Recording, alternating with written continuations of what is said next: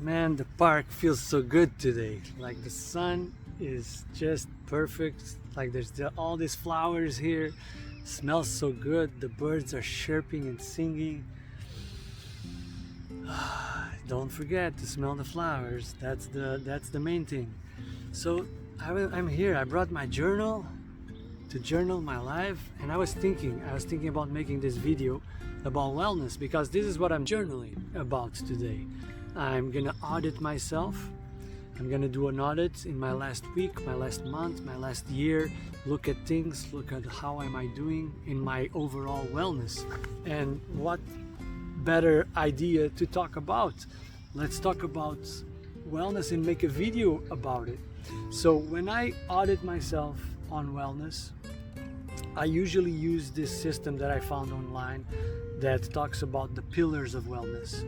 And there's 8 pillars to this system. They're financial, physical, social, occupational, emotional, intellectual, environmental, and physical. Did I say physical? Okay. I think those are all of them. So there are 8 in total. When I write them down, I really know I said the 8. So let's start with the pillar of physical wellness. So physical wellness is not just about having a six-pack. It's not just about looking aesthetic. It's not just about looking young, because you actually can be looking good and still be very physically ill and damaged. And I give you the example, when I was working out 7 days a week, I was not having results. I was having tendinitis and pain in my joints, and all this physical activity was damaging myself. And if you look at professional athletes, you see the same thing. They look very good physically on the outside, but then they pay the price in older age. So physical wellness is also looking into the future, looking into what's coming for you in a physical way, and doing the little steps that allow you to have a better physical in the future. So looking into physical wellness, you have to look into, obviously, have regular exercise, proper nutrition, sufficient sleep, managing chronic illness, not allowing yourself like small illnesses to becoming bigger problems in the future. And the goal in physical wellness is to build a strong, energized, and resilient body. So it's more than fitness. It's more than physical activity. It's your immune system. It's your sleep quality, your hydration, also your nutrition, and not just the things you do. It's also the things you don't do, like not smoking, not damaging your body, not engaging in smoking, drinking, doing drugs, or just being here at the park and taking your shoes off and walking barefoot. All this grounding, there's so many techniques that can influence your physical well-being. For example, cold showers and cold plunges. This all contributes to your physical wellness. So as you see, it's not all about having a six-pack. It includes all these areas, all these disciplines, all these activities that you can do to, and it's personal for everybody. Everybody is going to have a different reaction to a different type of exercise, so it's very personal. Okay, pillar number 2, emotional wellness.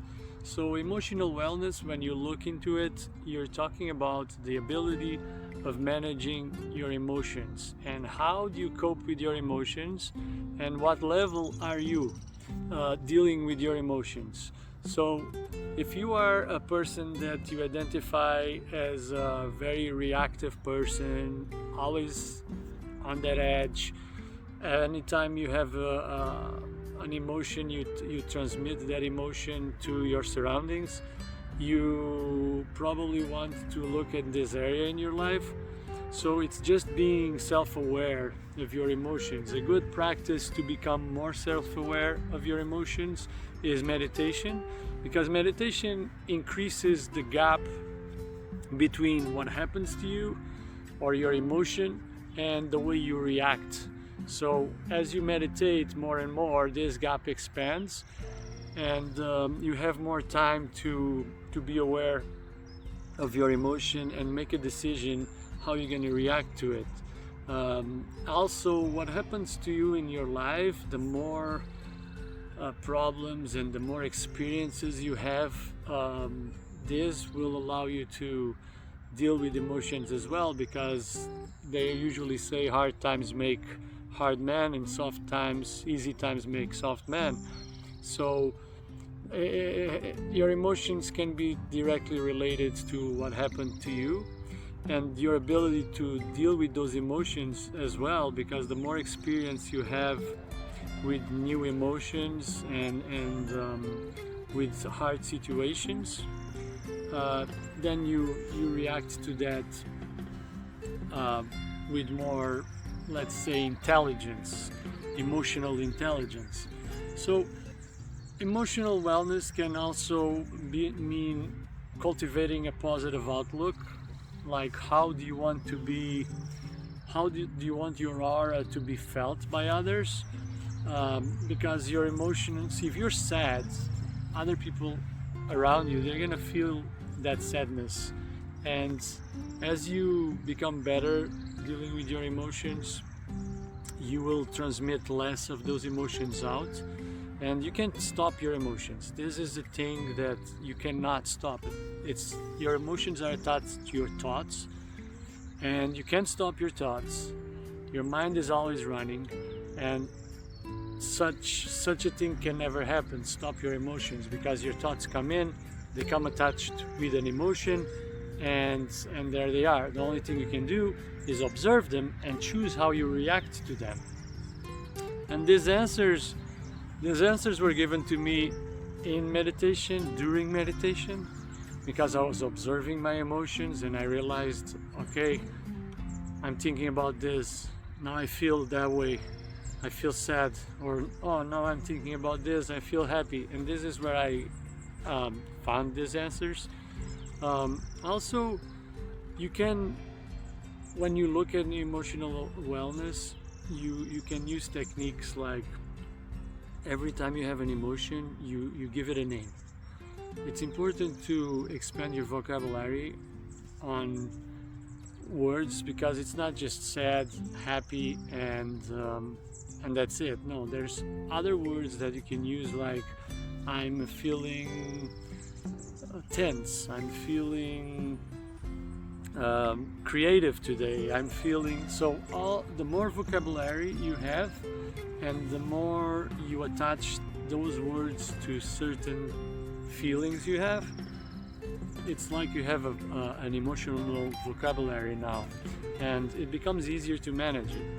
Anyways, enough about hacking, and I just want to say that emotional wellness is just observing this part of your life that it's present in your day-to-day, that is being emotional. Humans are emotional beings, and it's very important to have your emotions balanced and being able to cope with them, so you have, just so you have a smooth day. So let's jump into the third pillar, intellectual wellness. So intellectual has everything to do with your mentally sharpness. It's keeping your brain active and engaged with your thoughts. So it's learning, like a live learning devotion. It's your creative pursuit. It's your problem solving. It's about reading. It's about exploring new ideas. It's about taking in challenges, new lessons, new classes, new knowledge. It's about facing those things that you always wanted to learn, but you're not taking action towards it. And this all in the mental spectrum. So it's not all about being smart. This is not what it is. It's not about your IQ. It's not about being smart. It's about staying mentally stimulated, staying curious throughout your life, and auditing that curiosity, knowing how curious you are, and knowing and planning your curiosity. So you can look at intellectual wellness and plan it. For example, this is what I've been trying to do lately. I've been trying to read, a paragraph, 2 paragraphs, maybe 4 pages. It doesn't matter. I try to read every day. I have a book in my nightstand, and I try to read a little bit every day to stimulate my intellect. And you can also have micro learning moments that you just read articles online that interest you and keeps you up to date in your intellectual goals. But be careful with this, because online sometimes we get sucked into information that does not align with our goals, with the things that we want to learn. And it's very easy these days because the marketing is so deceptive. You just get sucked into these social media apps, and this might even fill the space that you so needed for you to develop intellectually. So yeah, intellectual wellness is about this. It's about your self-discovery and the work you're putting in your intellect. Let's jump in the next here, man. Like, the sun feels so good. It's spring. I love it. I can hear the birds, the flies. It's so awesome. But we're talking about wellness, right? So social wellness, this is our next pillar. Social wellness. This is all your interactions with your friends, family, unknown people, your networking. So anything that has to do with social, but mostly your family and friends.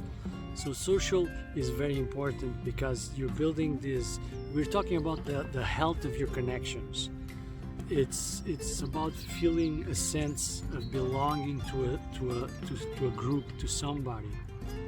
It's nourishing these connections that you have in a respectful, meaningful way. It's being supportive and being able to show up for these connections.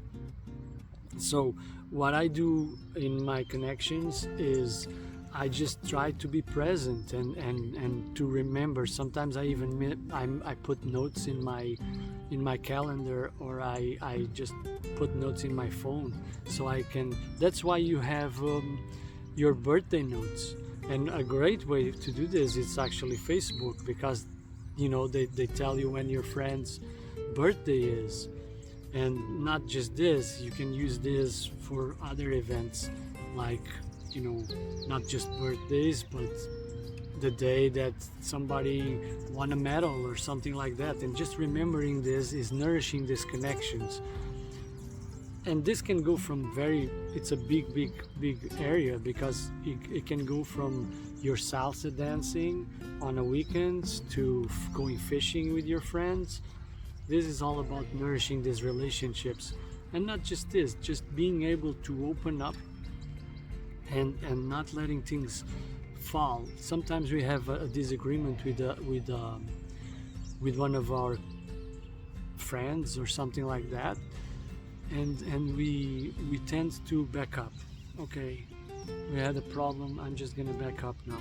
No, it's about pushing towards these relationships, not forgetting that they're there, and working on them, and being able to become social about it, to bring everybody together, and having these open conversations about different things, different problems we have, right?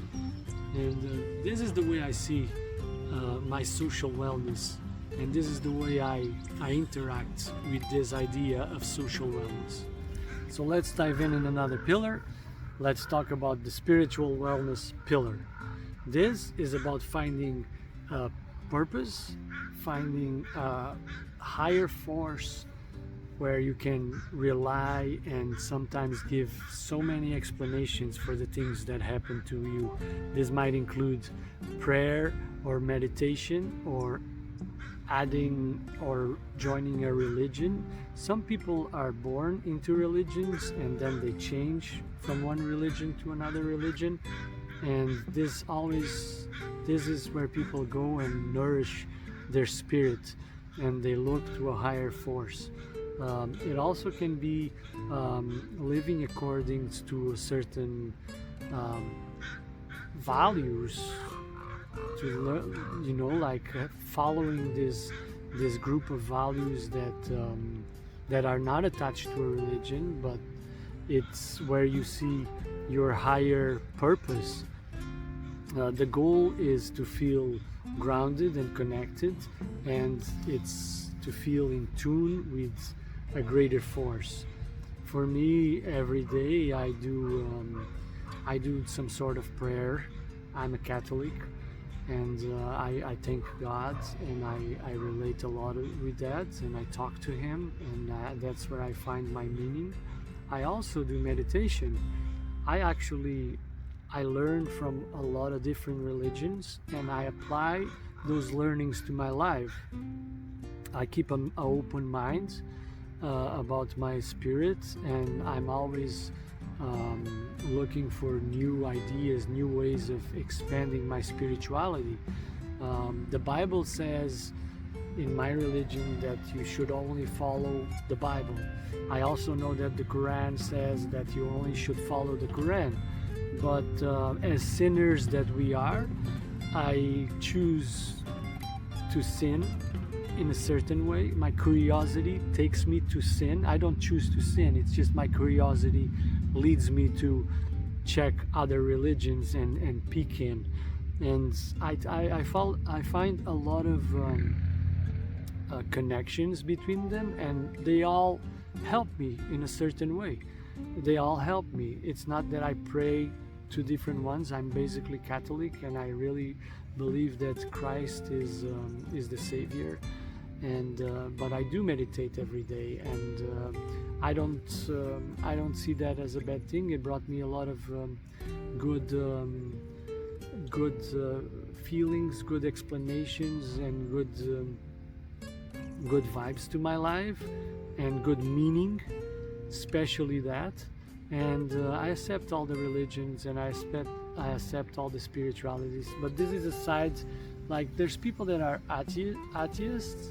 atheists, and I do respect that too. But they also live on a base of values, and I think this is like their spiritual side, is what values you carry with yourself, what values, and when you audit yourself and you look into and you introspect in your life, in your spiritual pillar, this is what you are looking for.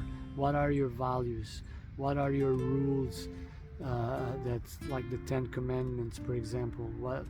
There's way more values and rules than this, but this is the 10 Commandments were basically the base for the Catholic religion and for the Christianism, right? And this is it. This is what I think that spiritual is, and how important is in our lives to have a spiritual guidance, a spiritual ritual every day. Connect to yourself, connect to a higher force, and just know that there's something bigger than you that is in control. You're not in control, and in the end of the day, it's that hope and faith on that higher force that will bring you to what your desires, your dreams, and it will bring you good health and good prosper life. Okay, we are in our 6th pillar now, occupational wellness. So what is this pillar, what is it all about? It's about your job. So the question is, how satisfied and fulfilled you are with your work, with what you do. Are you doing a meaningful work? Is it meaningful for you? Does it allow you to have a work-life balance? Are you really pursuing your passion and your career? Is it this the career you want for your life? These are the questions you have to make when you're trying to analyze the quality of your occupational wellness. Do you have stress at work? How are you coping and managing this stress at work? The financial stability. So the goal of occupational wellness is to feel that that purpose and satisfaction in your career, if it's being attained in your life, and if not, what are you doing to change direction, change path, and become, in the path that you want to go. And when you audit yourself, this is what you have to ask yourself. So I'm always weighing my options when it takes to my career. I'm always looking, what can I add to my curriculum, to my skills? What can I add to my skills that can direct me towards the career path I want? It does not need to be always more. If you are in a job that you're fulfilled, well, so man, that's so good for you. But if you're not, what are you doing to actually get out of this job, or what are you doing at that job so you actually have a good work environment and you come home and you don't come home miserable? Are you doing anything? And if you're not, what are you going to do? And start implementing those actions so you can better your occupational well-being. Man, I'm having so much fun doing this video here at the park. Like, there's birds singing and flies and all bees. The bees are like awesome. There's so many bees taking the pollen from these dandelions. There's this thing about the dandelions, right? Like, everybody complains about the dandelions. I love dandelions. Like, they're so beautiful. These yellow flowers are amazing. And when I got to Canada and I purchased a house, and I had this garden and I had all the dandelions, and I was so happy with the dandelions. And somebody told me, like, when are you gonna take care of those dandelions? They're a plague. I was like, man, I just love them. But I guess I had to do it because my neighbors were all pissed off, because when they flourish, they have those little bulbs. The seeds, they just fly to their yards, so I had to take care of the dandelions. But now here I'm enjoying to see all these dandelions around me. Anyways, let's go back to our wellness explanation about the pillars of wellness. So we are now in the 7th pillar of wellness, right? So that is the environmental pillar. So it has all to do with your environment. It can be mostly your environment in your house, in your home, but also the environment at work, the environment that you have around you, your city. So there are choices you can make that make this environment more pleasant, healthier, and this will all transfer to your quality of life. So if you think about your living space, how clean it is, what is the energy that it transmits to you? When you look around your house, is it all cluttered with garbage? I don't even say garbage, I'm gonna say like stuff that you don't need, because garbage is a little bit like the word rubbish in English. Let's just say stuff that you don't need in your house. Can you give this stuff away to make your home cleaner and less busy in a certain way? When I look at clutter, I just think it's busy. It makes my brain just so busy, and I get like overwhelmed with it. So reducing the waste, creating your personal space the way you want it, the way you dream of, and allowing yourself to do this, taking the time to do it, and just like making the room for it. I always say this: if you don't get rid of your old couch, you cannot bring your new one in. Me and my partner, we only have a love seat in this moment. We got rid of the big one, the 3-person one. Why? Exactly because of this. We wanted to change our couches, and what better way of getting a new couch? You just remove the old couch and just wait for the new one to come. That is the first step you have to do, is get rid of the clutter. So this is, for me, the base of it. It's your environment, your house. You have plants? That's another question. You have plants in your house? Because if you do, this helps with the oxygen levels in your house, with the purification of the air. Do you open the windows often? Is it what area do you live in a city? Do you live close to a dump? Do you live close to a busy highway? This is all things you want to think, respecting the environment. And not just this, the ambient sounds. For example, sometimes I'm home and I just put ambience of nature, and this makes the environment in my house way more pleasant, and I have a way more enjoyable day. So your environment can be also music. You have good relaxing music or whatever it makes you happier that day. This can influence your well-being. So this is what I think is so important, to look into your environment on a daily basis. Is my environment nourishing my life? This is why it's so important. So we are in our 8th pillar now, financial wellness, our 8th and last pillar. This is such an important pillar because these days we correlate our success directly to how much money we have. So success equals money in a bank. And you know, success is not just money in a bank. It's being happy. It's having a meaningful life. That's why so many people are rich and they're still unfulfilled, and they keep looking around for the solutions, and some of them even commit suicide, and they're so miserable that they don't want to live. So when you look at your financial wellness, this is the type of thing you want to be thinking. Of course, you want to be making your spreadsheet. You want to budget. You want to look at your savings. You want to look at your investments. You want to think about a retirement. You want to think about business and using money as a tool, not as an obsession. And because if you use it as an obsession, it's going to be very easy to jeopardize the other pillars of life that are so important for your well-being. And this is the perfect example, is like when you look at poor countries, third world countries they're called. They have their level of happiness there is higher than the developed countries.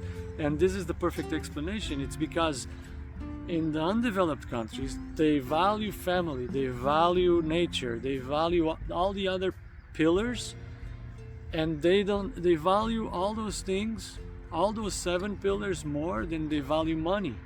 So they have a bigger foundation. In the developed countries, we value more just the financial pillar. And so we have this we're standing in one pillar. We're not standing in all these 7 other pillars. So this is so you understand the importance of having all these pillars leveled out. And that's why it's so important to, grab a piece of paper, write them down, and just, spend some time looking into these pillars of wellness. And that's it. We got to the end of the video. I hope you took some value out of this content that I created here in this beautiful park, in this beautiful moment. Thanks for sharing this with me. If you got this all the way to the end here of the video, it's because you found it engaging, and I really appreciate that. Also, if you want to drop a like, I'm starting my YouTube channel, so that will help the algorithm. and maybe I see you in the next one. If you want to subscribe, that would be awesome. Like, it really fill my heart when people subscribe to my channel, because it motivates me to keep making these videos. For now, just thanks for your presence. Leave a comment if you want, and I'm just gonna relax now, enjoy the rest of this day here in the park. So see you in the flip side, and I'm just gonna go for it.